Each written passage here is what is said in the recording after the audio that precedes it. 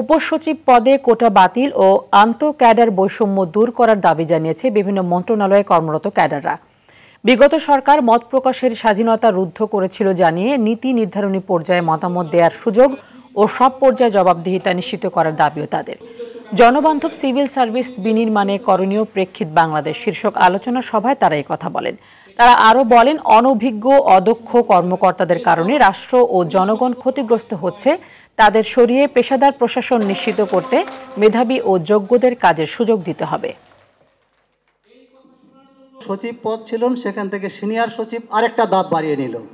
এর মানেটাকে দাঁড়ালো, এই আরেকটা ধাপ বাড়ানো মানে বাকি যারা আছে তাদের সাথে বৈষম্যের একটা ধাপ তৈরি করলেন। আমাদের রাষ্ট্রীয় সরকারে যদি টাকাগুলো আমাকে সঠিকভাবে খরচ করতে হয়, তাহলে কিন্তু আমাদের প্রতিটা ক্ষেত্রেই আমাদেরকে জবাবদিহিতা নিশ্চিত করতে হবে। শিক্ষার লোক যদি শিক্ষা মন্ত্রণালয় নিয়ন্ত্রণ করে, আর যদি স্বাস্থ্যের লোক যদি স্বাস্থ্য ক্যাডারকে নিয়ন্ত্রণ করে, তাহলে দেখবেন জনবান্ধব প্রশাসন এমনিই হবে। দক্ষতা